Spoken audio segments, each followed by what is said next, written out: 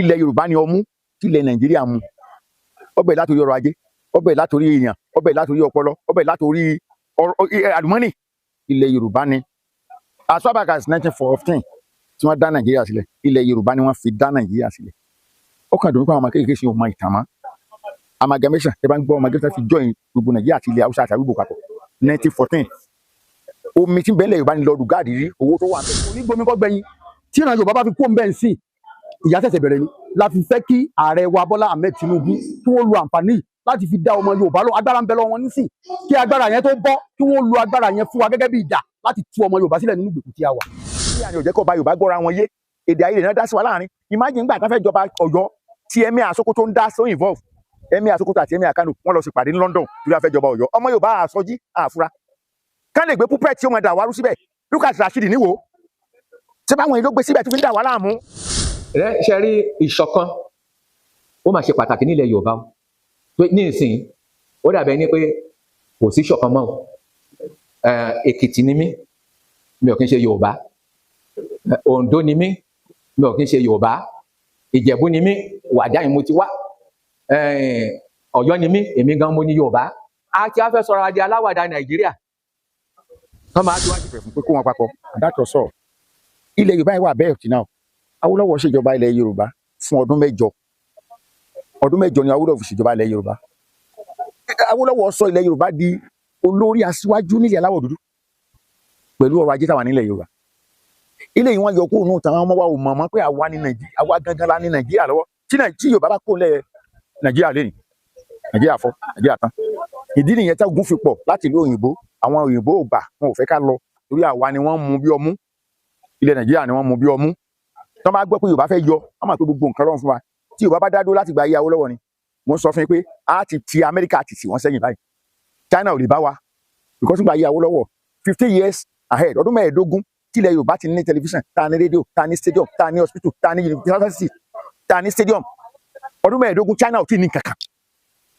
Now tell me, káàzùn pé wọn bá lo àrùkọ fún wa gbà yẹn ká tú wa ká dà wá lédè rò. Níbo ilẹ̀ Yorùbá fẹ́ wà lẹ́yìn. So àwa la máa ṣáájú àwọn European country wọn yẹn bẹ̀tẹ̀ pé wọ́n lo àrùkọ yẹn fún wa. Mo wá fi àsìkò yìí mo fi ń rọ gbogbo àwọn orí adé ilẹ̀ Yorùbá kọjọ kan fọwọ́sowọ́pọ̀. Ẹ rí i pé gbogbo nǹkan tá à ń sọ bíbáyìí látàárọ̀ a sọ̀rọ̀ òṣèlú níta dúró lé lórí náà ni pé kí ọmọ Yorùbá nítorí ìgbáyé gbádùn ọmọ Yorùbá òun ni àgbékalẹ̀ ẹgbẹ́ yìí. Tá a bá wo ọ̀pọ̀lọpọ̀ nǹkan ló ń ṣẹlẹ̀ sí ìran Yorùbá láti bí ọdún tó ti pẹ́ but a lè káwọ́ gbéra oríṣiríṣi ẹgbẹ́ ló ń jáde ṣùgbọ́n eléyìí tá a tún gbé kalẹ̀ nígbà tá a tún jókòó tá a tún rò pé bóyá ká tún gbé bàbá yìí la tó fi gbé eléyìí náà kalẹ̀ débi wípé a dẹ̀ nígbàgbọ́ pé yóò so èso rere fún ọmọ Yorùbá àpapọ̀ ọmọ Yorùbá lágbàáyé ní orúkọ ẹgbẹ́ náà. Ṣùgbọ́n gẹ́gẹ́ bí ìjọba ọlẹ́kùnjẹkùn tá a bá kọ́kọ́ níyẹn ó máa wá padà rọrùn fún wa láti tètè débi tá à ń lọ nípa ọ̀rọ̀ Yorùbá nation. Orúkọ mi ni Alhaji Yusuf Ajiko.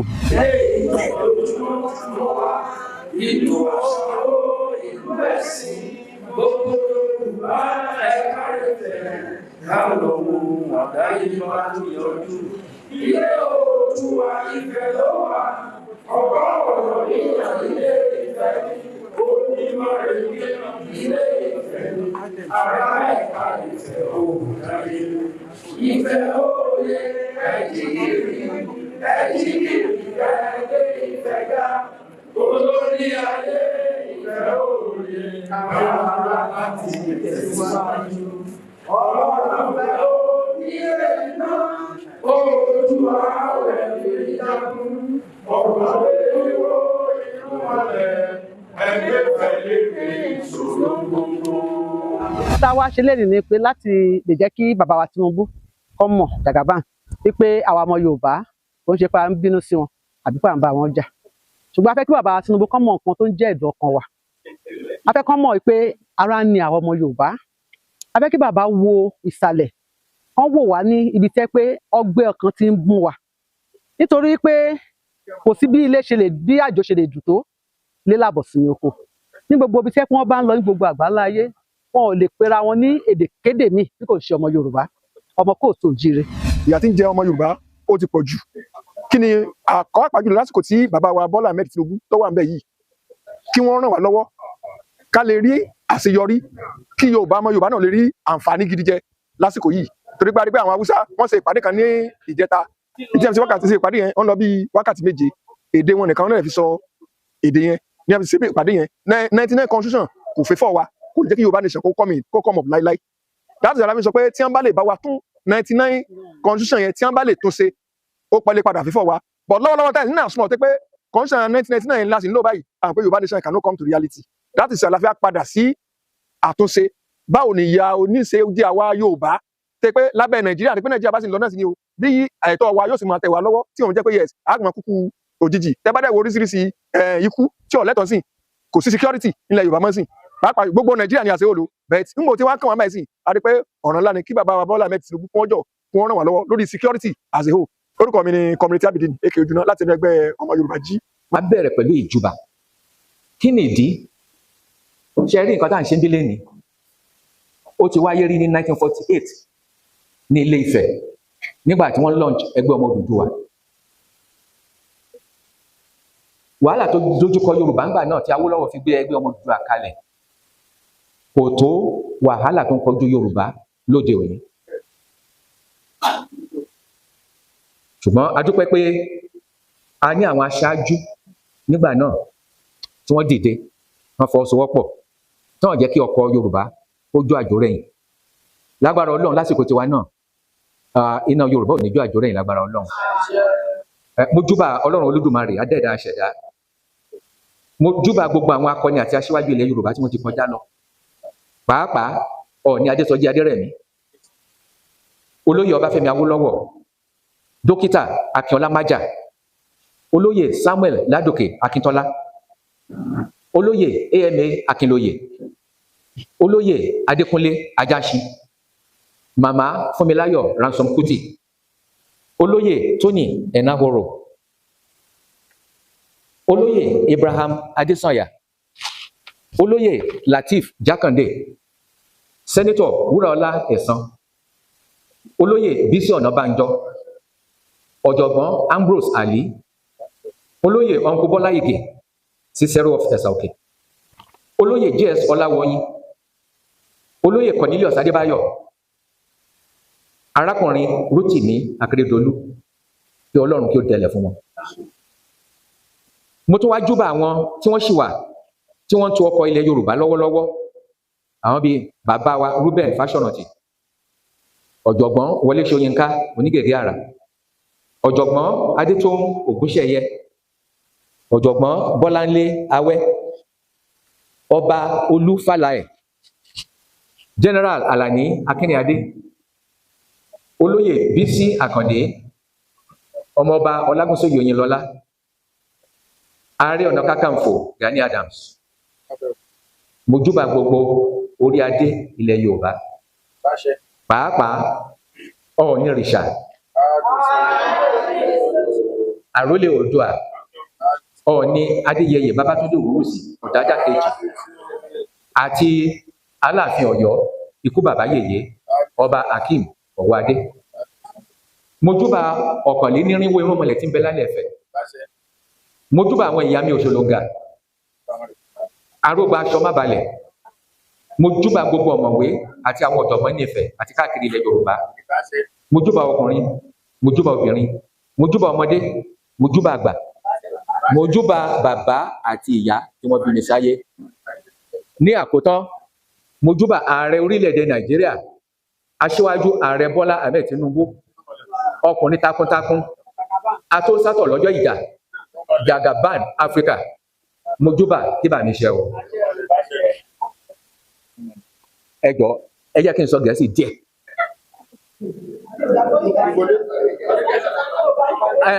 màá sọ díẹ̀ fún yín wọ́n ní amúkún òkèlè ń wo ẹ̀ wọlé. I must begin by acknowledging receipt of the letter of apology tendered to my humble self by Àpapọ̀ Ẹgbẹ́ Yorùbá Oòduà Lágbàáyé for some wrongful allegations made against my person some 3 years ago when we were involved in the Yoruba Nation agitation. It is with a deep sense of gratitude that I accept the said apology, which has set the record straight and has absolved me of any wrongdoing. In particular, I thank Arole Anikinyo Fakoya, Engineer Ola, Yeye Semikuku, Ọmọọba Adéjọkẹ́, among others. Àti gbogbo ẹ̀yin tẹ́ wà níkàlẹ̀ ní òní, mo dúpẹ́ lọ́wọ́ yín.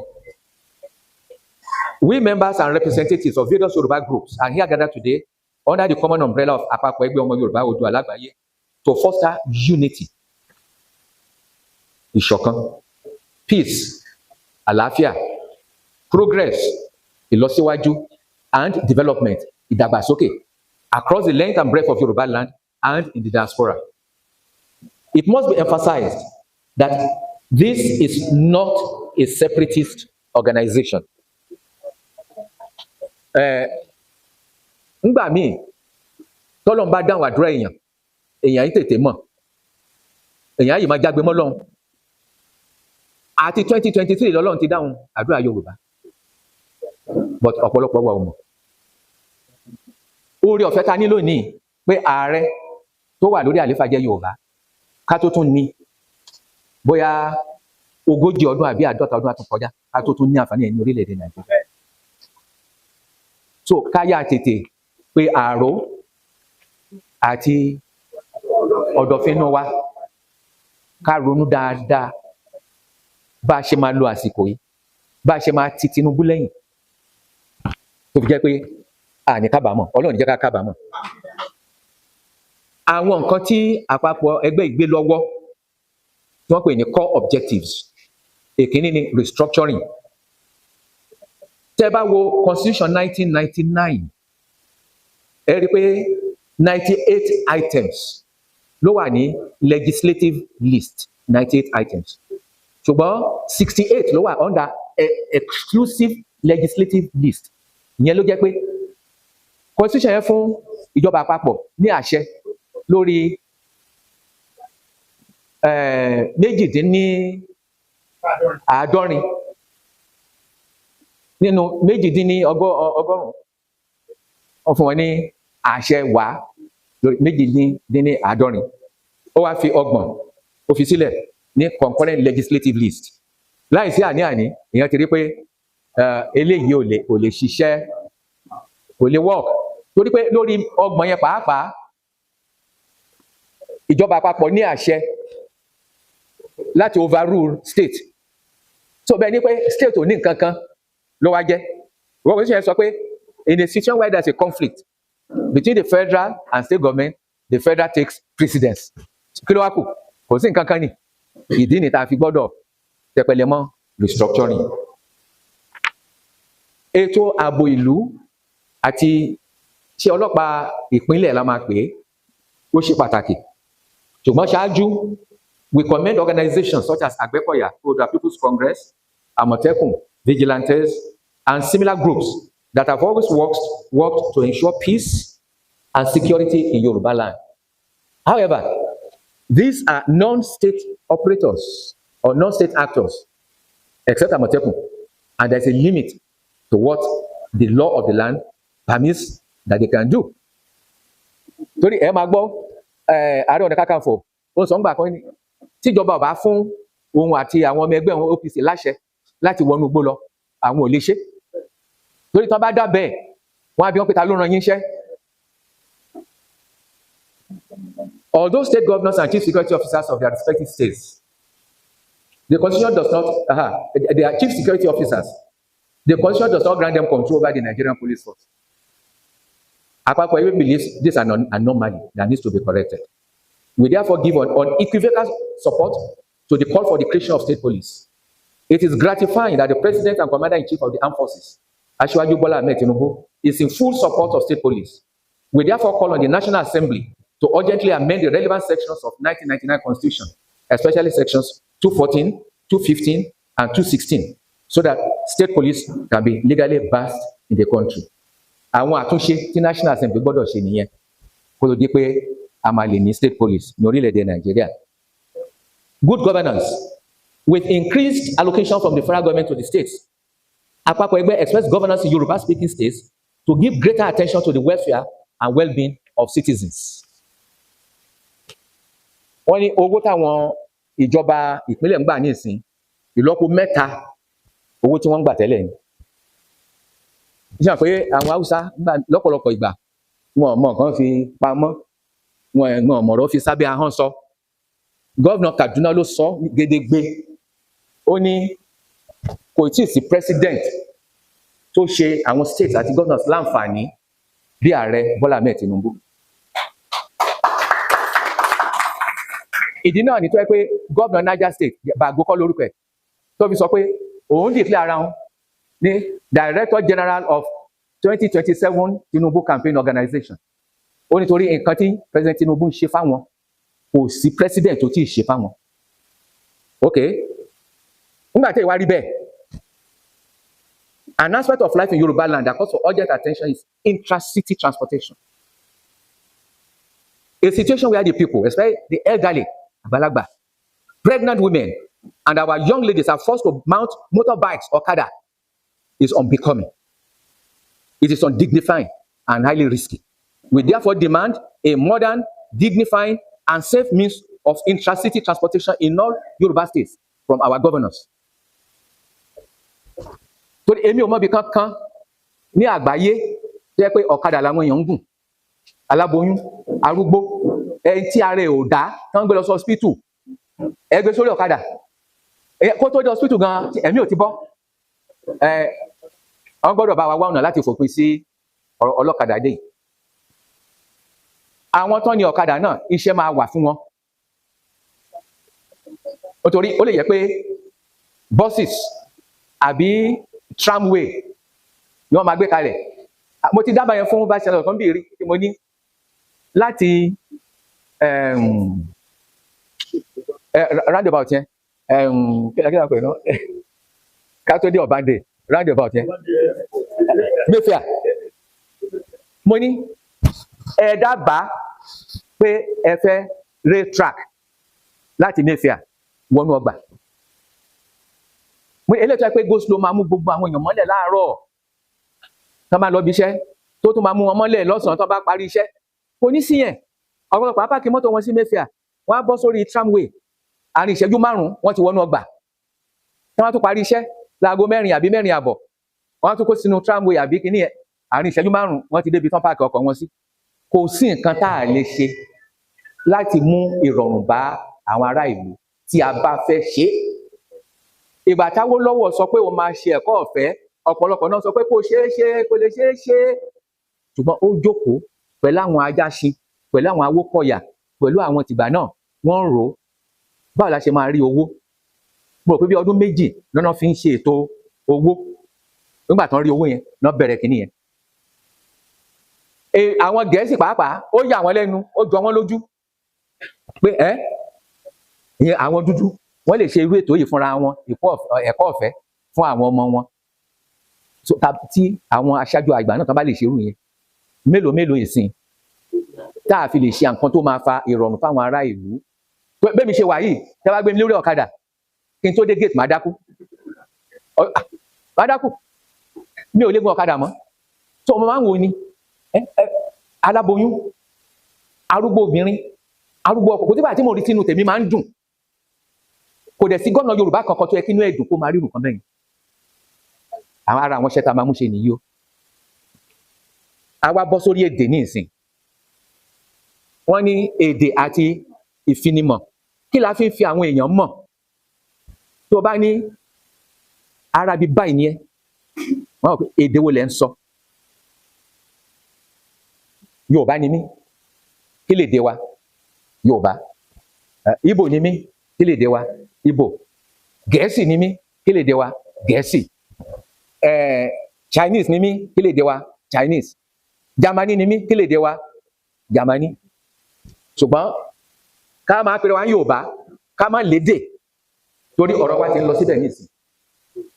Àwọn state tó wà ní Yorùbá land wípé ká bẹ̀rẹ̀ sí lo èdè Yorùbá láti fún àwọn ọmọ wa ní àwọn ilé ẹ̀kọ́ alákọ̀ọ́bẹ̀rẹ̀ láti primary 1 to primary 6. Wọ́n ti ṣe rí Professor Babatunde Aliu Fáfúnwá àtàwọn kan. Wọ́n ṣe kínní yẹn lọ́gbà bíi, wọ́n gbé project yẹn kalẹ̀ ní ọgbà yìí náà ní wọ́n bẹ̀rẹ̀ project yẹn ní àwọn schools Ilé-Ifẹ̀, Mọdákẹ́kẹ́ àtàwọn àgbègbè. Àwọn ọmọ tí wọ́n fi èdè Yorùbá nìkan kọ́ lẹ́yìn ọdún 6, wọ́n ṣe dáadáa ju àwọn tó yẹ pé wọ́n fi èdè Gẹ̀ẹ́sì kọ́ láti primary 3. ṣùgbọ́n ìjọba ológun ló pa program yẹn rẹ́. Torí lásìkò yẹn arabi tí restructuring ti wá nìyẹn.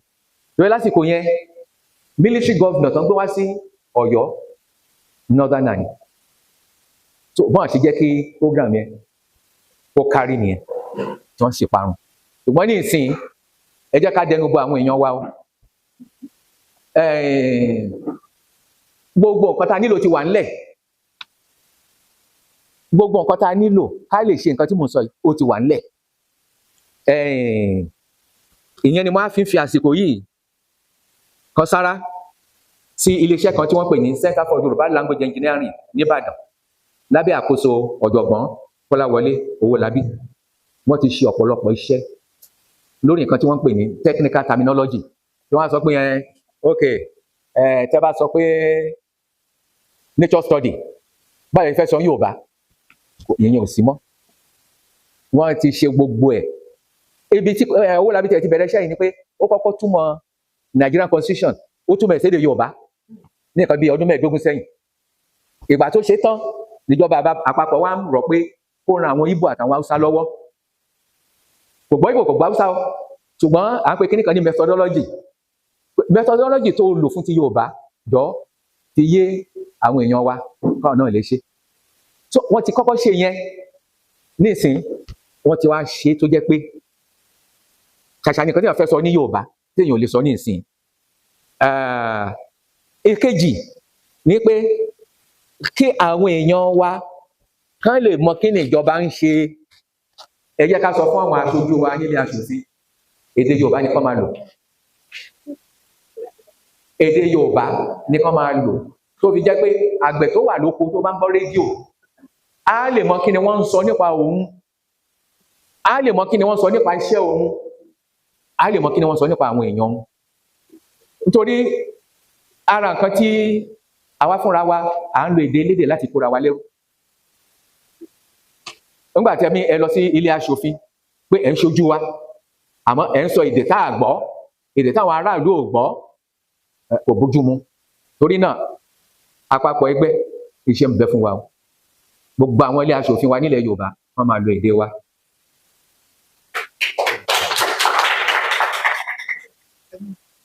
Ṣe rí ìṣọ̀kan ó máa ṣe pàtàkì nílẹ̀ Yorùbá o. Ní ìsìn ó dàbẹ̀ ní pé kò sí ìṣọ̀kan mọ́ o. Èkìtì ni mí, mi ò kí ń ṣe Yorùbá. Oǹdó ni mí, mi ò kí ń ṣe Yorùbá. Ìjẹ̀bú ni mí, Wàjá yìí mo ti wá. Ọ̀yọ́ ni mí, èmi gan mo ní Yorùbá. Àti wá fẹ́ wọ́n ní àgbàlagbà tó so àgbàdo mọ́dì ó sọ rẹ̀ di aláwàdà jẹ. Àti wá fẹ́ sọ̀rọ̀ di aláwàdà Nàìjíríà wọ́n máa fi wá ṣe yẹ̀yẹ́. Ṣe rí àsìkò tá a wà yìí Ọlọ́run ti fún wa ní ẹnìkan tó yẹ pé a lè rọgbà yíká. Òun náà ni Ààrẹ Bọ́lá Ahmed Tinubu. Wọ́n ní ọmọ ẹni òṣèjì bẹ̀bẹ̀rẹ̀ bó ti wù kó rí tiwantiwa, ọmọ wa ni. Ó mọ̀ ṣe kò mọ̀ ṣe ẹja dúró tì. Ọdún 8 tí bàbá ti bí ló ń bẹ̀, àwọn ará Òkè Ọya mélòó ni wọ́n ń takò. Tí wá débẹ̀ kò tí ì lọ́dún kan àwọn Yorùbá ń pariwo ebi ń pa wá o, ebi ń pa wá o. Ṣé bí iṣẹ́ ń pa wá ni? Ẹja ronú o. Mo máa ń fi àsìkò yìí mo fi ń rọ gbogbo àwọn orí adé ilẹ̀ Yorùbá kán jọ kán fọwọ́sowọ́pọ̀ káyé lè dẹrùn fáwa ọmọ Oòduà.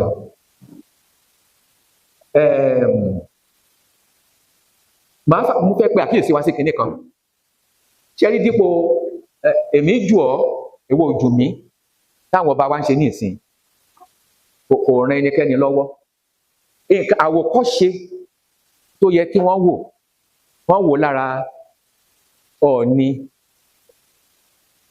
Babátúndé Adéyẹyè Ògúnwùsì àrólé Oòduà.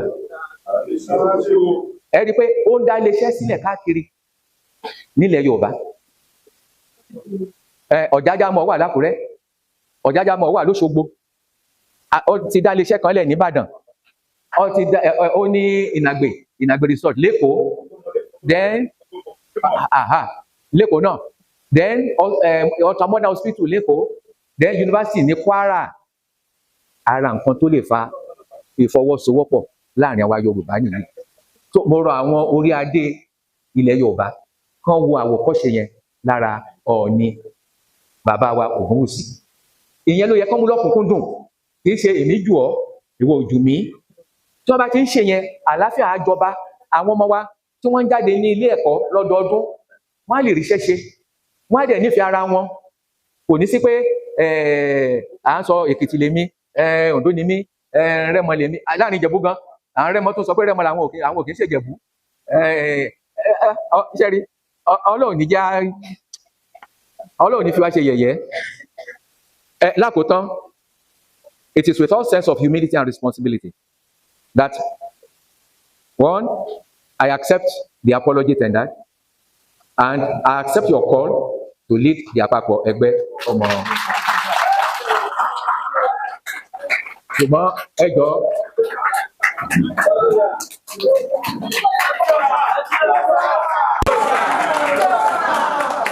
ẹ má gbàgbé o, igi kan la fi ń sọ ẹ̀, mi ò lè dá ṣe o. Tí n bá ti ń wò yín lẹ́yìn mi, ọkàn mi á balẹ̀, màá lè ṣe nǹkan tẹ́ bá fẹ́ kí n ṣe.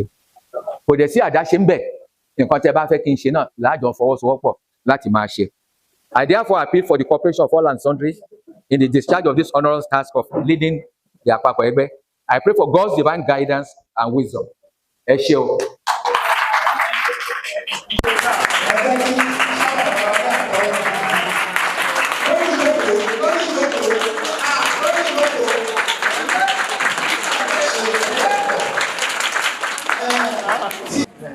Ètò ìfowópamọ́ ní lẹ́kṣọ̀ tí a ó tẹ̀sí láti gbọ́ láti ẹnu Pòfẹ́sọ̀ Tọ́lá Bádéjọ, former Vice Chancellor, Wesley University, Ondo State. Please let me know. Mo ṣe ìwé kan bí ọdún mẹ́rin sẹ́yìn. Àwọn ló wá rẹpísẹ́ǹtì Ọọ̀ni níbẹ̀. Èmi fúnra mi gan, olóyè Ọọ̀ni ni mí o. Èmi ní bá àpìtàn, Ọ̀túnba bá àpìtàn of the source. Láyé bàbá Òkùnadé ẹ̀tì àwọn ló fún mi. Ìyàwó mi ni èyí Ọ̀túnba bá àpìtàn. Òkè Ìlá ni kábíyèsí ti rí nígbàtí ọba Aróyinkẹ́yẹ ti Òkè Ìlá, Dídòkun Agbólárìn, ọ̀rẹ́ mi Ọ̀ràngún ti Òkè Ìlá, nígbà tó fi mí jẹ oyè. Àwa mẹ́ta ló kọ́kọ́ fi joyè. Èmi, Professor Jídé Owóẹ̀yẹ àti ọ̀gá ọlọ́pàá kan tó ti ṣiṣẹ́ ní bíbá rí. Gbogbo àjọ dàgbà ní bíbá yìí. Ifẹ̀ láti kọ́kọ́ bẹ̀rẹ̀ iṣẹ́ láti 70s. So kábíyèsí ni wọ́n ṣàdúrà, Ọọ̀ni náà ṣàdúrà fún èmi àti àwọn òbí lọ́jọ́ yẹn. Àtọ́ ká sí ìwà ló bá sọ pé Ọ̀ràngún, ṣé o gbé àwọn pípé pamọ́ ni tí mi ò fi mọ̀ ọ́? Ó ní òun ò gbé wọn pamọ́ o. Ó ní regular customer ni wọ́n ní mọ̀tẹ́rọ̀yà. Ike àwọn ló mú gbogbo bọ́tẹ́ ń tàn bẹ́ẹ̀. Mo ní kábíyèsí ẹ má bàbá tèmi jẹ́ náà. Náà ni mo sì máa fún yín lóye tí yín o, ẹ sì máa jẹ. 2 years after, January 1, 2011, wọ́n fi mí jẹ oyè. So ọmọ Odùduwà pọ́nbélé lèmi o. Inú mi dẹ̀ dùn. Bàbá wa tí a ń fi àyè sí ẹ̀gbọ́n náà jẹ́ fún mi. Mi ò tiẹ̀ mọ̀ bóyá wọ́n mọ̀ pé gbogbo oyè yìí ti jẹ́, tó bá dẹ̀ mọ̀ wá. Ṣùgbọ́n pé ká jókòó, ká máa relax, ká máa sọ̀rọ̀, wọ́n á ṣe gbogbo ẹ̀. Rò pé yẹn ló ṣe wọ́n tán fi ní èmi ni kó wá sọ̀rọ̀ lénìí. Mo fẹ́ tọrọ àforíjì o, gẹ́gẹ́ bí àwọn tó sọ̀rọ̀ ṣáájú mi, including kábíyèsí. Ṣàṣà lọ́mọ Yorùbá, tó jù wá lọ tó tó wa tó lè sọ Yorùbá pọ́nbélé láì fi òyìnbó kankan sí. Ó ṣọ̀wọ́n. Nítorí pé ìgbà táwọn òyìnbó náà ti bẹ̀rẹ̀ sí tó ti ṣùgà balẹ̀ wa lórí ní kìíní ẹ̀ ti ìgbà tẹ́mi wà ní secondary school tó bá sọ Yorùbá wọn vernacular náà ń pè ń gbà yẹn ó máa sanwó èpìnì kọ́bọ̀ bàtí àwọn di tọ́rọ́ pé ó ń sọ èdè abínibí ẹ̀. Mo mọ àwọn èèyàn ní ilẹ̀ Káàárọ̀-o-ò-jíire lẹ́nu tọ́mọ wọn ò gbọ́ Yorùbá tí ọmọ wọn ò gbọ́ Yorùbá ń ṣe náà òyìnbó náà fi bẹ̀ sí bá wọn sọ̀rọ̀ láti hospital tó ti bí wọn tó jẹ́ pé àwọn ọmọ yẹn wà lè sọ Yorùbá dáadáa. Ẹ̀yà máa gbọ́ ṣé you have eaten your food finish ṣé òyìnbó ni ẹ̀ ṣé you have finished I want to wear my ṣòkòtò ṣé òyìnbó ni ẹ̀ tó wá dá gbólùmọ́là lágbára Ọlọ́run gbogbo ẹ̀ ló máa ní àyípadà. Nǹkan tá a kọ sókè ń bì àpapọ̀ ẹgbẹ́ ọmọ Yorùbá kí ló wà láàrin official declaration of ọmọ Yorùbá. So ẹjọ́ mo tọrọ gáfárà o òyìnbó ni máa present paper ẹ gbà mí bí bẹ́ẹ̀ ṣe rí àwọn òyìnbó ló sọ á di bẹ́ẹ̀. The urgent need for restructuring in Nigeria, that is àtúntò àtúnṣe wípé ó jẹ́ nǹkan tán láti tètè máa ṣe ń sìn ní Nàìjíríà ìlú tá a wà tẹ́ pé orílẹ̀-èdè tó wà ní Nàìjíríà lè ní kò lóǹkà. Tẹ́ bá lọ sí Maiduguri tẹ́ bá kọ́ Haúsá àwọn kan tẹ̀lé má gbóyìnbó dáadáa nù àwa la gbé òyìnbó lórí àwọn àtàwọn Ìgbò. Tẹ́ bá lọ sílùú wọn èdè wọn lẹ máa kọ́. Bẹ́ẹ̀ mo ti ṣe UCO ní Carolina Moda in the 70s. Tẹ́ bá tún dé Sábó bí àfi tẹ́ bá sọ Haúsá sí wọn. So ara àwọn àléébù tó wà ní Nàìjíríà nìyẹn. So mo tún tọrọ fún gáfà lẹ́ẹ̀kan sí i nígbà yẹn láwùjọ ẹ jẹ́ kí n bẹ̀rẹ̀ talk tí wọ́n ní kí wọ́n ṣe. The British wanted to grant Nigeria independence in 1957. I believe that students of history here today know why it was not possible until 3 years later. A section of this country opposed it. They said we were not matured for independence. In the West here, we wanted to. We would have gotten it earlier than that when we had our leader, genuine leaders, like Chief Obafemi Awolowo. We eventually got our independence in 1960. Federalism was at its peak, pre and post-independence. The regions had preference for different styles of development. There was free education in Western region in the 50s, even before independence, but not in the Eastern region. I guess there was also free education in the North, but it was not announced openly as a policy. As a youth corper in the late 70s, I was a class teacher in government secondary school, Carolina Moda. The principal called us and said, please, we don't cane students here. Don't cane anybody. If he offends you, send him to the sergeant. That was when Obasanjo was in power, and he sent sergeants to secondary school. He said, don't send a student out of your class. All you can just do is the maximum punishment is to go and stand behind the class. If you send him out of the class, he will go home, and it will take the village king, Bale, to bring him back to school. Secondary school. He gave us all those instructions. And when they are going home on holidays, there's something called journey money. You have to give them money to and fro, otherwise they won't come back. That was in 1978. At a time when such a thing didn't happen in Western region, and yet it was the same Nigeria. The regions had preference for different styles of development. There was free education, Western region, I said that before. The 1966 coup aborted our path to true federalism when Major General Agui RANSE made a restructuring by abrogating our federal structure and promulgating a unitary centralized government. Power was now with the federal government. Many blame him for that today, but at least he did something by way of restructuring. ATUNTO noni, ATUNTO. The military and civilian governments that ruled us after him restructured the country in the following ways: by state creation, we won 12 states, another person came, 19 states, revenue allocation formula was changing with every government, systems of government, administrative styles, and development outcomes. Some gave the federal government giant shares, while some gave them less than the state governments.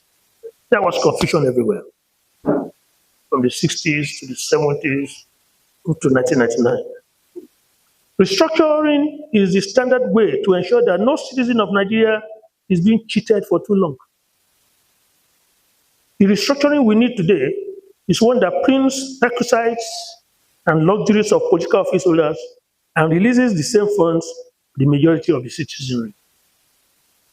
We need restructuring that will unleash productivity and efficiency so that we can somehow begin to try and catch up with the rest of the developed nations. Our approach to restructuring must be clear-headed, people-oriented, and driven by a desire for development and progress. On June 16 this year, at a one-day legislative dialogue on constitutional review and national security architecture, organized by the House Committee on Constitutional Review in collaboration with the Office of the National Security Advisor, the President of this country said the current centralized security system has outlived its usefulness, warning that failure to realign the Constitution with Nigeria's realities poses a grave threat to national unity. The President said further that the debate over state police is no longer theoretical. It is grounded in the daily fears and anxieties of Nigerians, such as farmers being afraid to tend their fields, traders being unsure of safe passage, and communities abandoned to self-help. The President would then went ahead to describe Nigeria's 1999 Constitution as foundational to its democracy, but outdated in dealing with modern security threats. So it means we now have a government that believes that 1999 Constitution is outdated, due for amendments. He cited the rising complexity of terrorism, cybercrime, farmer-herder conflicts, piracy, and separatist agitations as clear indicators that the current legal framework is inadequate to secure Nigeria's vast and diverse territory. He called for bold constitutional amendments that will move policing from the executive legislative list to the concurrent list, enabling states with capacity and political will to establish their own police forces. He said states with capacity and political will to establish their own forces, and that such a move will ensure more accountable, community-based policing while preserving federal coordination and oversight. He stressed that Nigeria must adopt the global best practices, which is adapting decentralized policing models that enhance local accountability without sacrificing national oversight. This has added federal weight to growing calls from governors, from traditional leaders, and civil society for state police as a solution to Nigeria's overstretched and often underperforming security agencies. State policing is an integral part of the restructuring that Nigeria needs at the moment. This is just one of the aspects of restructuring that our country needs desperately. Advanced nations have had state police. United States of America. I remember in the 60s when I was in secondary school, there's this joke that, we knew little about politics and whatever, but that in America, if you commit an offense in a state and you escape to the next state, it may not be an offense in that state. You are free. That is what we're talking about. Let me at this juncture summarize the restructuring of the Nigerian Federation, what the restructuring entails. 1. Altering the Constitution of Nigeria in the second schedule, as 1 and 2, to reduce the heavily overloaded government powers of the federal government in the executive legislature list, part 1, and transferring the same to the favor of the states of the federation under the concurrent list in part 2. 2. Increasing the legislative jurisdiction of the subnationals, that is the states and local government areas, so that by the principles of devolution and subsidiarity have an almost exclusive legislative and executive competence on matters of development peculiar to their territory and legal jurisdiction. 3. Empowering the states to have autonomous executive and legislative powers in the areas of taxation, like personal income tax, policing and law enforcement, education, science and technology, except nuclear technology. That is, nuclear technology should not be kept in the hands of the states. Education, railway, electricity generation, and land use. Overall, the fourth one, overall, it will lead to a drastic reduction in the cost of governance. It's one of the problems of this nation at all levels, which savings can then be transferred to the development for the citizenry to benefit from.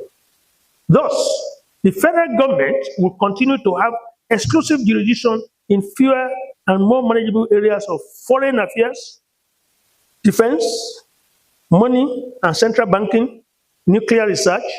Nuclear research is given to the federal government because it has its unresolved technologies that can ruin a nation, and drugs and poison. They should be on the federal government list. So thus, the benefits of this is that each state can grow and develop at its own pace. No more federal allocation, and as such, a cessation of waste and duplicitous government agencies. Competitive rather than disruptive and dependent federalism will now take place. Greater development at grassroots level, better economic planning, because each state now will have a smaller unit. You won't start thinking of what the person in Sokoto will say for you to be able to govern in Oshogbo. Better security at the subnational level. This will mean that each state has its own police and other law enforcement agencies, while the federal government continues to secure only federal assets. Through enhanced jurisdiction over land use, every state will mine its natural resources, including oil and gas, but will pay royalties to the center. The grassroots will be more involved in their own governance, as failure to do will damnify their interests and their future. There will be no federal government to call upon for any bailout. This one that where there was a time governors were going to Abuja cap in hand to beg for whatever. Recently now, the savings from removal of subsidy has gone to the governors. They haven't priced what their predecessors had. So citizens will have to elect the best amongst them and not jesters who have no business handling anything developmental. Restructuring is a song on the lips of many Nigerians. We've been saying it for more than 10 years now. It has trended for decades and seems to be an intergenerational topical issue in Nigeria. The persistent call for restructuring takes numerous dimensions, but particularly outstanding is in the dimension of politics. It is no surprise, though, because the philosophy behind the existence of every state and the control of its resources borders on politics. Therefore, when there's a damaged cog in the wheel of the politics of the state, it becomes imperative to politically restructure the state. Since this is so, the big question then becomes, what is the damaged cog in the wheel of the politics of Nigeria that is a necessity for restructuring? What are the challenges of political restructuring in Nigeria? And what is the way forward? It is in a bid to fill this gap that many authors have tried to answer the above questions through analytical studies of a number of restructuring themes. Baba, you have a lot in your hand. What I just witnessed, you are going to call political scientists, researchers, to fine-tune a way forward. It has been established that ensuring the peaceful coexistence of Nigerian multi-ethnic nationalities as one peaceful entity called Nigeria and affecting of rapid and competitive development of the different regions of the country, amongst other factors, consists of the need for restructuring while elites' interests, fear of ethnic dominations, political idiosyncrasies, among other, construe the challenges of facing political restructuring in Nigeria. In all my research exploits in the world, I have visited and lived in every continent except Australia. I don't know why Australia, maybe because of the Kabesi had me when I said that. It's somewhere in the globe that I feel that I may get there and just go into the galaxy. That's a joke anyway. I've visited every continent. There's no country where they don't speak one language. There are few countries where they don't have the same culture. Countries where that existed, like Yugoslavia and whatever, they broke up. Even in Czechoslovakia, the Czechs and the Slovakians, only two tribes, they asked to part ways in the 90s. But in this country, in Nigeria, that's where you see over 100 ethnic groups, over 100 nations. That's why our path to development, it needs a lot of effort. In Germany, everybody speaks German language. In Netherlands, which is not as big as Western region, they speak the same language. If a Spanish is speaking, the Portuguese will understand it. And yet they are different countries. I was in Brazil for 9 months. And I got there before I started learning their language. In Brazil, only 10% can speak English. Even in the academic professors who cannot speak English, Portuguese is their language. So after 3 months in Brazil, one man came from Cuba to give a lecture. And I sat there with colleagues listening to him, and I heard about 50% of what he said. So at the end of the lecture, my host asked me, "Did you comprehend what he said?" I said, "Yes, sir." And my Portuguese, he said, he spoke in Spanish. Portuguese and Spanish, they are just like when a young man is speaking and Abeokuta man is speaking. They are dialects. So that is why there's stability, stability in the country. But if we are so unfortunate to have many nations in this our country, we must restructure to be able to satisfy every nation. It has been established that ensuring the peaceful coexistence of Nigerian multi-ethnic nationalities as one peaceful entity called Nigeria and affecting competitive development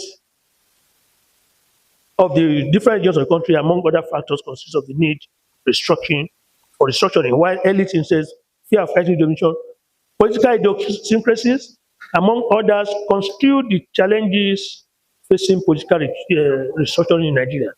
There is therefore an urgent need for refederalization. There is. And that's why I'm happy I'm amongst you today. Amongst value orientation, reorientation, institutional restrengthening, ethnic representation, among others, as the solution to restructuring issues in Nigeria. Let me share with you suggestions of political science scholars. I'm not a political scientist. I live among intellectuals on how the restructuring that we definitely need in Nigeria deserves to be achieved. The country should be refederalized in such a way that the ill federal practices are abrogated.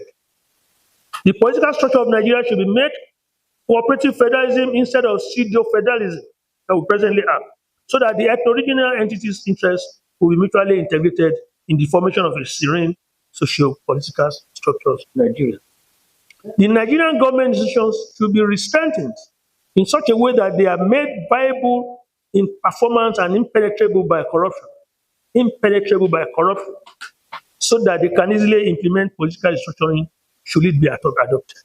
The entire citizens of Nigeria, irrespective of tribe or region of origin, should be value-oriented and psychologically engineered towards understanding the need for both unity in their diversities and advantage of political restructuring the country into an egalitarian society.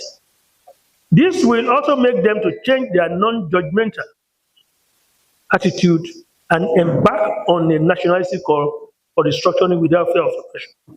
The 1999 Constitution, which we still use, should be abolished. I will say it anywhere, and reenacted following a democratic process to lay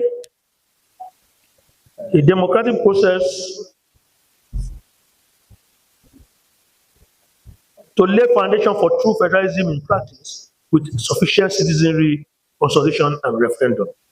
Attempts at writing a new constitution should be bottom up and not top down. The president cannot say, I want to raise the constitution. And like somebody did with the people of Nigeria. When no Nigerian participated in it, somebody sat in Nassau Rock and said, we the people of Nigeria said it. It's unacceptable. It must be rejected. It must be bottom up. Call people, locals from there, and dictate what the nation is. There should be periodic constitutional review and conference, at least every 5 years. The contents of all legislative lists should be reshared. There should be equal representation of all ethno-regional entities. There should be revolutionary expunge of pseudo-federalist practices, and corporate attempting it should be severely punished. The state government should be allowed to engage in their own policing to ensure effective security of lives and properties. People have criticized this, they will use it to oppress opponents and what do. The merits outweigh the demerits. The country should be structured to have regional equality in number of states, local governments, landmass, and population. A situation whereby Kano State has more local governments than Lagos State should be discontinued with, because it gives them more money. There should be meritocratic adherence to the principle of federal character of the country, and not using it as an instrument of favoritism for any region of the country.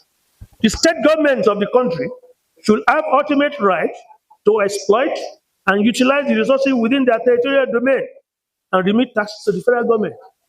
There is gold in Lesha. Proceeds from gold should not be spent by somebody from Nasarawa State.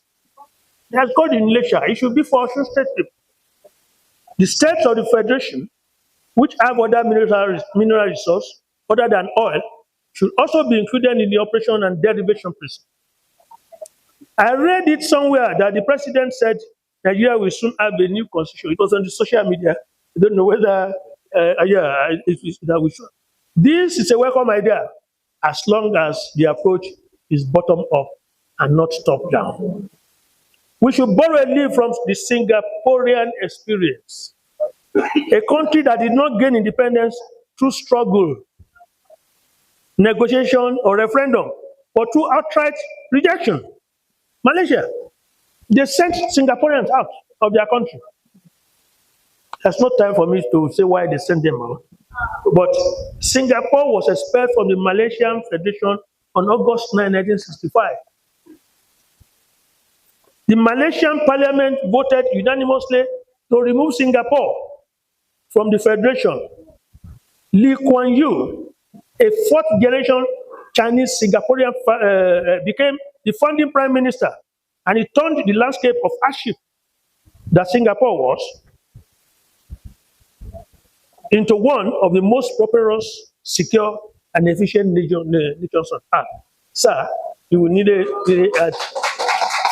members. to understudy Singapore. Honestly, what we need is Lee Kuan Yew in Nigeria. Leadership is part of our problem. Lee Kuan Yew declared war on corruption, enforced transparent governance, and institutionalized meritocracy, rewarding ability and not privilege. Lee Kuan Yew built a nation that refused to fail and a people who learned never to wait for charity, but to earn dignity through order, labor, and pride. That is exactly what Nigeria deserves to be in the immediate future. In the immediate future, in our lifetime. The big question is Nigerian citizenry prepared to elect a leader like Lee Kuan Yew in the next political dispensation? The last election that took place in the state there, I saw people taking 5,000, 10,000 before going to vote. So the problem is not leadership alone, citizenry, the citizenry too.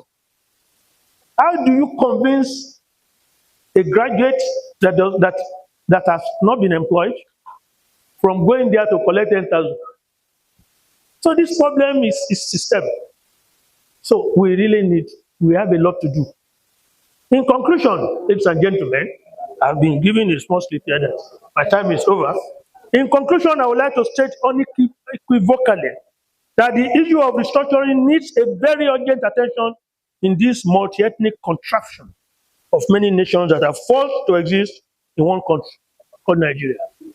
All Nigerians and their political office holders should stop paying lip service on the issue of restructuring the Nigerian political structure.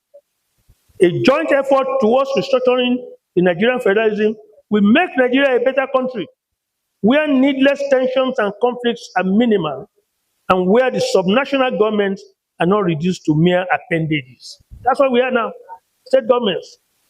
Therefore, to achieve this, urgent steps should be taken in the execution of the recommendations suggested above, so as to change the status quo to one that will work despite the multifarious ethnic, regional nationalities in the country.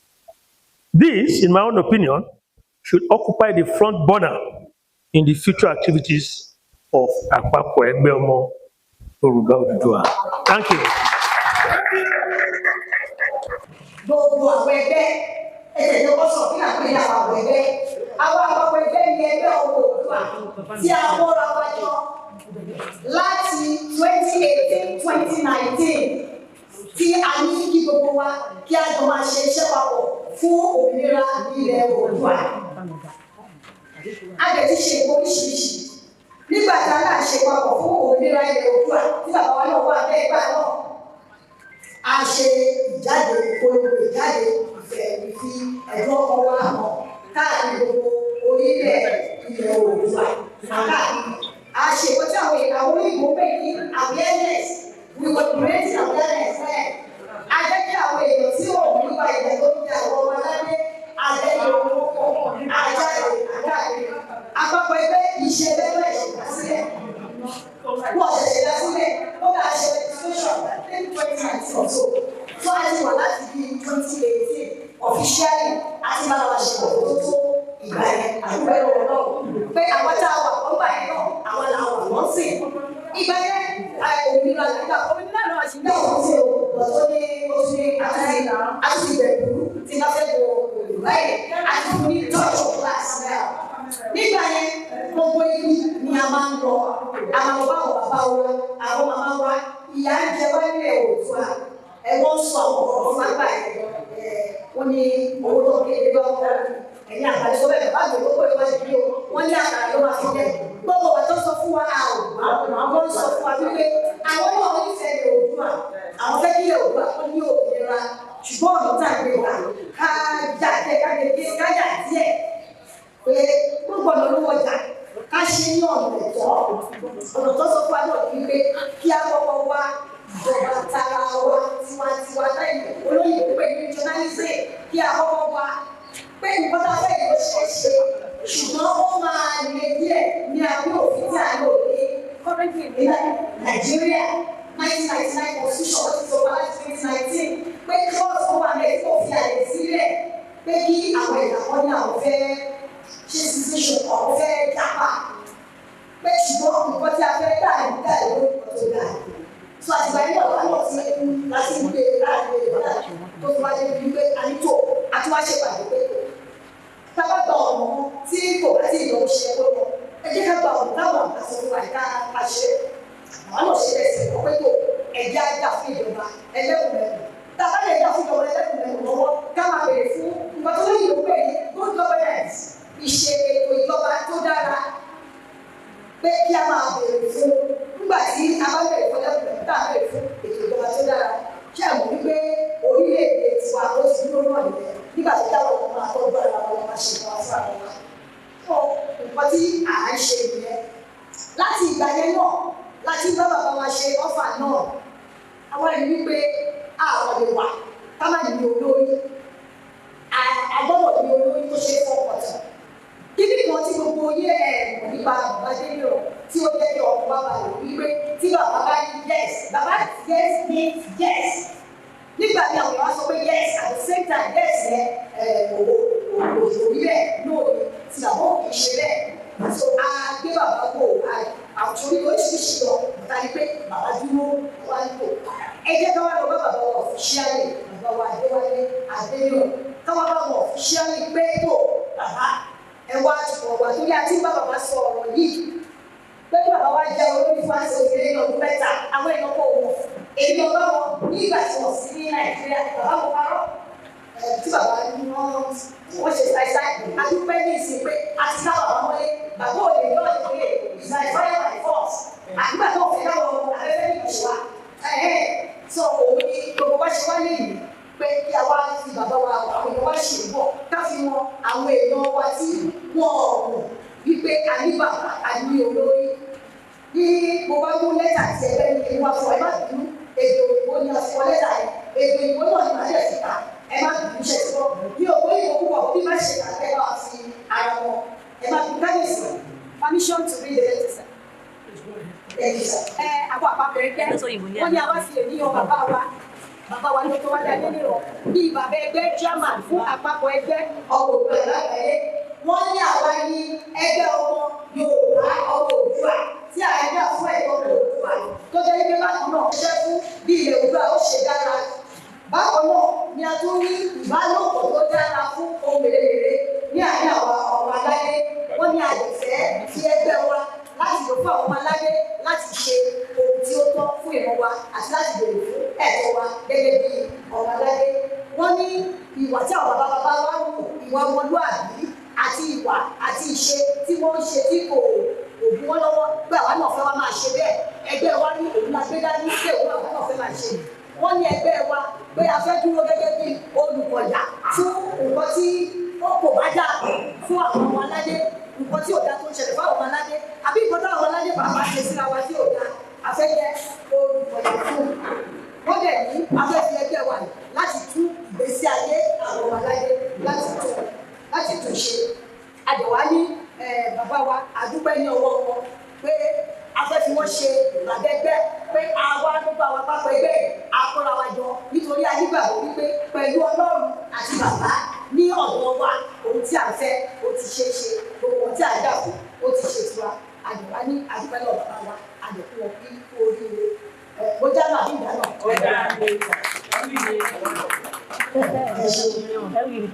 Afẹ́fẹ́ bàbá so máa pe dr púpọ̀ láti ṣe àfihàn ìlú náà. Kábíyèsí ọ adúpẹ́ lórí bí bàtà pẹ́lẹ́sẹ̀ tí kúrò kẹrẹ ó wá di kíni ẹ dáríjì mi àwọn oníṣẹ́ ọmọlẹ̀ yìí àwa pẹ́ ní ibi tẹ́yìn sọ̀rọ̀ ẹ̀ látàárọ̀ ṣùgbọ́n àwa tí wàá ń ṣe kíni àti tú Yorùbá wa àti ń túṣe. ọ̀rọ̀ ti sọ̀rọ̀ ẹ̀ látàárọ̀ tàbí jókòó ń bí gbogbo ọ̀rọ̀ tó sọ gbogbo manifesto wa lè máa bá ń bẹ̀ kò sí ìyàtọ̀ nípa pé ibi tá à ń lọ ó wà lórí ẹ̀ inú mi dùn pé gbogbo ala ní kọ́pì yìí lọ́wọ́ ibi tá à ń lọ ọkọ síbẹ̀ mission wa ní o gbogbo ẹ̀ ló wà nínú ìwé tí wọ́n pín fún wa ọ̀nà wa jìn tó yẹ pé àwa new chairman ká pakurubọ lẹ́yìn máa jó lọ àwa ń wo ẹ̀yìn yín a máa wo ni ní ṣe mistake bí ọba ṣe lélẹ̀ lè ṣe máa bá nípa pé new constitution ẹ wo 1999 constitution àwa kọ́ ló ṣe fún wọn ṣe fúnra wọn ara wọn ló ṣe fún ìyà tó ń jẹ àwa Yorùbá lénìí yìí tẹ́ bá wo constitution yẹn ibẹ̀ ló ti ń jáde nínú ṣùgbọ́n ní àìpẹ́ àpapọ̀ ẹgbẹ́ ọmọ Yorùbá Oòduà gbè wá o a máa débẹ̀ Ìjẹ̀bú sọ pé ṣé o máa débẹ̀ ó ní dẹ́yìn jẹmọ túmọ̀ ẹ̀ tẹ́ bá débi tẹ́ ń lọ no Ọbáfẹ́mi Awólọ́wọ̀ sọ pé forward ever backward never forward ever backward never and that is the reason why jẹ́ pé a gbọ́dọ̀ pakuru mọ́ ọ̀rọ̀ new constitution wa now regional autonomy state police ó ní ibi tó bá gbé wa dé tábà ní state police wa àwọn tó yí wọ́n lọ ṣe ojú wa ní ilé Yorùbá ló yẹ kó máa sọ kí ọ̀rọ̀ yẹn lè yé àwa kí a yàn wọ́n síbẹ̀ ẹ̀mí nígbà yín tó dípò dàbí pé mo ń ka nǹkan tí wọ́n ti pín fún wa ni ẹ jọ ẹ wò dáadáa ẹ rí i pé gbọ́dọ̀ sọ síbẹ̀ òun gan ni à ń lọ ẹ ṣé. Thank you very much. Dr. Odile should come forward from the hour of signing. Ẹ bá mi fún wọn ní àtọwọ́ jùlọ. Mo kí gbogbo àgbàgbà tó wà níkàlẹ̀ ọ̀jọ̀gbọ́n Bádéjọ àgbàgbà yòókù. Mo wá kí bàbá Adéníran mo dẹ̀ tún ní gẹ́gẹ́ bí lára ọmọ bàbá kékeré ní Adéníran jẹ́ kí n máa jẹ́ nǹkan fi ń gbé pè mí. Inú mi dùn pé mo rí gbogbo ọmọ bàbá tó tún kù àti gbogbo wa ṣe rọgbà yí bàbá ká àti àpọ́nlé tá a ṣe fún un. Ìwọ́n àpọ́nlé nìkan bí ṣe àfọ̀mọ́ tá a ṣe fún orúkọ àti ìdúró bàbá láwùjọ wípé bàbá òun ṣe ẹni sí ẹni àbàwọ́n báwọn ṣe ẹni àbùkù báwọn ṣe ẹni ìdọ̀tí nǹkan tá a mọ bàbá sí nínú ọgbà fásitì Ọbáfẹ́mi Awólọ́wọ̀ yunifásitì níbí òun náà ni ẹtú tó wá fìdí ẹ̀ múlẹ̀ ní ọjọ́ tèmi tó jẹ́ kí inú tèmi dùn gẹ́gẹ́ bí ọmọ bàbá tààrà ó tún wá jẹ́ kí inú mi dùn gẹ́gẹ́ bí aṣojú àwọn tá a jẹ́ olùkọ́ni àti aṣèwádìí ìjìnlẹ̀ ní ilé ẹ̀kọ́ gíga fásitì káàkiri yàtọ̀ fún Ọbáfẹ́mi Awólọ́wọ̀ yunifásitì nìkan. Gẹ́gẹ́ bí aṣojú àwọn tá a ṣe ń ṣiṣẹ́ gẹ́gẹ́ bí olùkọ́ àti aṣèwádìí ní ilé ẹ̀kọ́ gíga fásitì tí ẹni kì í sọ̀rọ̀ nípa àwọn kì í sọ̀rọ̀ ní ààyè yẹn gẹ́gẹ́ bí aṣojú wọn. Nǹkan tí mo máa fẹ́ sọ pọ̀ kékeré ni ní ilé táwọn bàbá ọ̀dọ́gbọ́n Bádéjọ máa sọ pé wọ́n ní àìsí kékeré mo kàn máa fi kún torí àsìkò ti lọ ṣùgbọ́n ó ṣe pàtàkì láti fi eléyìí hàn pé àwa gẹ́gẹ́ bí akẹ́kọ̀ọ́ àbí àwa gẹ́gẹ́ bí olùkọ́ni àti aṣèwádìí ìjìnlẹ̀ a gbọ́dọ̀ gbà á gẹ́gẹ́ bí ara ẹ̀bí tó yẹ kí àwùjọ dá wa wípé ní ọ̀pọ̀lọpọ̀ ìgbà ọ̀bẹ lágbà bí ìgbésọ̀ pé láwọn àyè kan àwọn ẹ̀kọ́ gan tá à ń kọ́ aráàlú ẹ̀kọ́ tí ò dáa ni ẹ̀kọ́ tí ò yanrantí ni ẹ̀kọ́ tí ò kojú owó ni pàtàkì jùlọ àwọn tá a jẹ́ olùkọ́ni ní ilé ẹ̀kọ́ gíga fásitì tí a lè jẹ́ aṣèwádìí ní ilé ẹ̀kọ́ fásitì ọ̀pọ̀lọpọ̀ nǹkan à ń ṣe nǹkan tó dà lóru lọ́pọ̀lọpọ̀ àwọn èèyàn ń ṣe mo sọ lé gẹ́gẹ́ bí ẹni pé ó ṣèwádìí àṣà Yorùbá dáadáa tó dẹ̀ ti di ọ̀jọ̀gbọ́n kékeré associate professor fáàtì iṣẹ́ mi ní sinmi profile professor ti tán ọkọ̀ ṣe kàṣà pèsè ìdálókù nǹkan tí ó jẹ́ nǹkan tó bà mí nínú jẹ́ tí n bá ń gbọ́ pọ́n pé ilẹ̀ Yorùbá ń dàrú bó la ṣe máa tó bá ṣe máa tó ilẹ̀ Yorùbá tí ò fi ní sí kọ́nùkọ́ ó lè díẹ̀ o tí àwọn èèyàn tí wọ́n ń pa ìtànkítàn tí wọ́n ń tú ìtànkítàn tí wọ́n dẹ̀ ń sọ̀rọ̀ pa àṣà wa lọ́rọ̀ tí ò dáa tó fi ń ṣòṣèlú tí wọ́n bá gbìyànjú wọ́n tún wọ̀ tún ṣe bẹ́ẹ̀ wọ́n pè continue wọ́n tún tẹ̀síwájú tí wọ́n ń tẹ̀síwájú láti máa ṣe ìwádìí wọ́n máa sọ fún wa fi dára lójú pé àwọn ṣe ìwádìí kọ́kọ́ máa ṣe ìwádìí lọ́nà tí ò dáa wọ́n máa gbé àbájáde ìwádìí jáde fún wa lọ́nà tí ò dáa nígbà tí gbogbo wa mọ̀ pé ìmọ̀ àwọn tí ò ṣèwádìí nínú wọn tí wọ́n lọ fásitì débi tí wọ́n ti wá jẹ́ olùkọ́ni nílé ẹ̀kọ́ fásitì tí wọ́n mọ̀ pé Yorùbá ń kọ́ ẹbí kan ní ìtàn pè wá ìtàn tó pè wá ní pé ẹbí kan inú yàrá kan báyìí láti jáde nígbà tí àwọn tó wọ́n ń pè é ní pòfẹ́sọ̀ kìnnìkan ọ̀fíìsì èmi ní kìnnìkan ọ̀fíìsì kan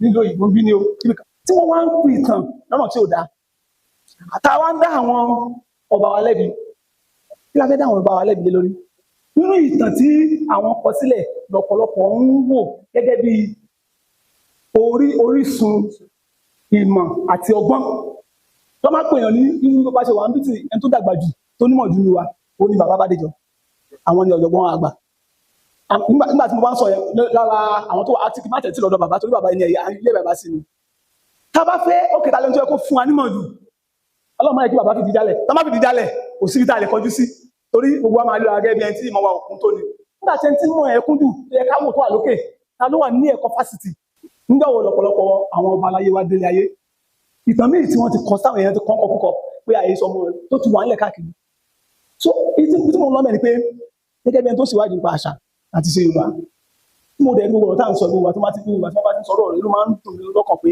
ibi tí ẹ̀ka ti bẹ̀rẹ̀ gan ni pé àwọn ìtànkítàn táwọn èèyàn ń kọ àtàwọn ọ̀rọ̀ kọ́rọ̀ táwọn èèyàn ń sọ nílé ẹ̀ pé Yorùbá ń kọ́ o àwa láti inú ilé kan náà bá ṣe ń jìjà àgbà àwọn ọba aláyé ṣe ń jìjà àgbà náà ṣe máa ṣe bàbá Alhaji Ajíkọ̀bí Dànù èmi inú mi nígbà tí mo ní wọn láàárọ̀ yìí ó ní platform kan tá a wà tó yẹ kó jẹ́ ibi àsopọ̀ ọmọ Yorùbá agbóparọ́ ọ̀bá kí là ń ṣe bẹ́ẹ̀ tí là ń dá nǹkan orú fúnra wa ọ̀rọ̀ wa ò yẹra wa ìsọkúsọ èmi yìí dá sí o àwọn èèyàn bẹ̀rẹ̀ mi lábẹ́rẹ́ lẹ́nu mẹ́ta ìjọba mi mo ní ṣé bí tẹ́lẹ̀ kí n sọ àwọn àdásọ̀rọ̀ ni ìdí tí mo fi ń dá sọ̀rọ̀ ni mo fi sọ pé nìkan pé kó tí ẹ̀dá bẹ́ẹ̀ ni pé ìwọ tó ń tẹnu mọ́ yọ̀ lójú àìpé ó dà ń pọ̀ máa lẹ̀ ọ̀nà wọn ni ibi yóò tó àríra wa sáà ń sọsọkúsọ sáà ń tó sórí ìjà sáà ni bó o la ṣe wá fẹ́ dúró tira wa tẹgbẹ́ wa lè jọ nítorí wá dẹ̀ wà nínú wa òun ló máa jẹ́ ká ló máa dìtámì òun ló máa sọ bóyá lóòótọ́ àfẹ́ ní àjọṣepọ̀ tó yanrantí àbí àjọṣepọ̀ wa kọ́ kò ní rìn jìnnà ìdí nìyí tí mo fi rò pé ká kọbi ara sí àwọn tó ń fún wa ní ìmọ̀ tí wọ́n ń ṣèwádìí tí wọ́n ń kọ̀wé tí wọ́n sọ fún wa pé ìmọ̀ tó yẹ ká tẹ̀lé nìyí káà náà dẹ̀ ṣetán lóòótọ́ láti gbógun ti ẹni tó wá bẹ́ẹ̀ sì wá lọ́nà ká lè mọ̀ pé inú ilé kan náà ni àwa ìgbà ti jáde a gbọ́dọ̀ máa fi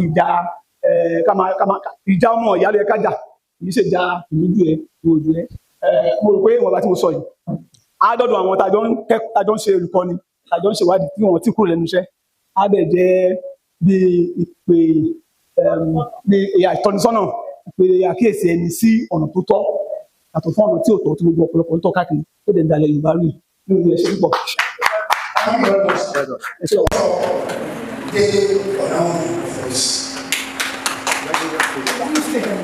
nígbà tí Wálé sọ fún mi wípé wọ́n fẹ́ fi òun ṣe aṣíwájú àpapọ̀ ẹgbẹ́ ọmọ Yorùbá ó ní ṣé màá wá mo ní Wálé ó ti ṣe kan tẹ́lẹ̀ ó dẹ̀ mọ̀ bó ṣe lọ and in any case èyí tó ṣe tẹ́lẹ̀ yẹn mo ní some disagreement pẹ̀lú yín.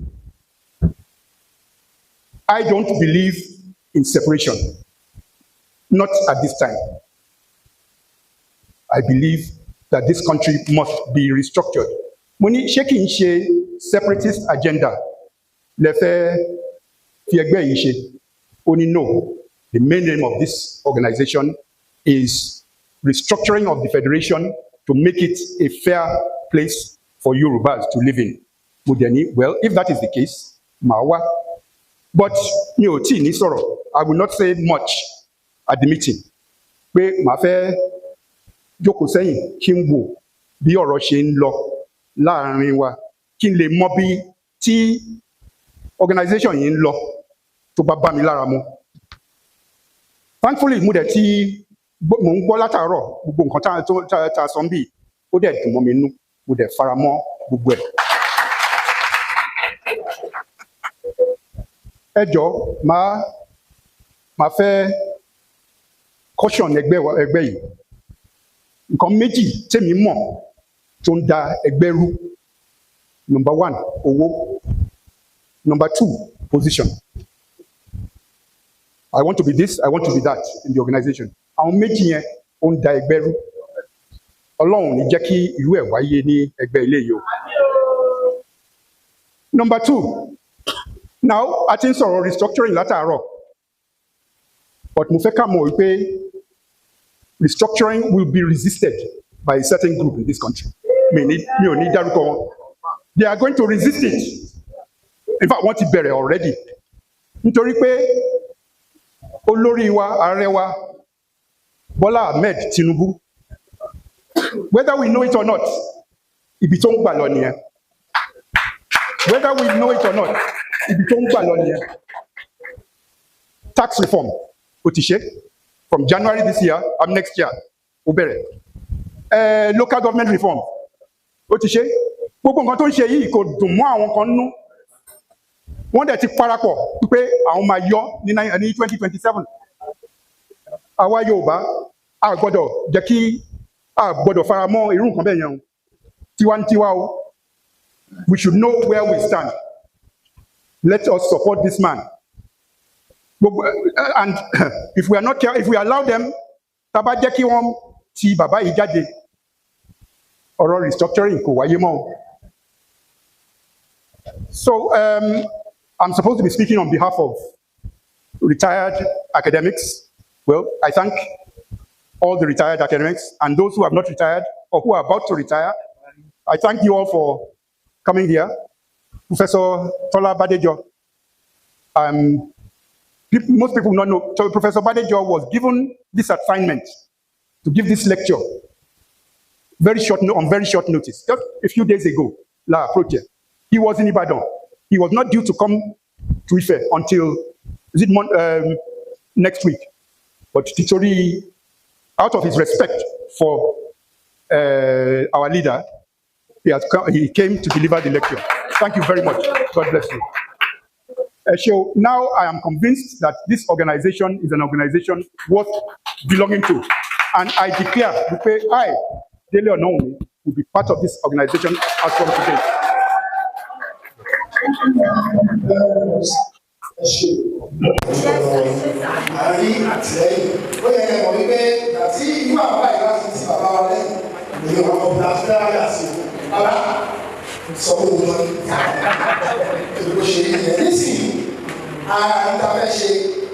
Presentation of award for our leader.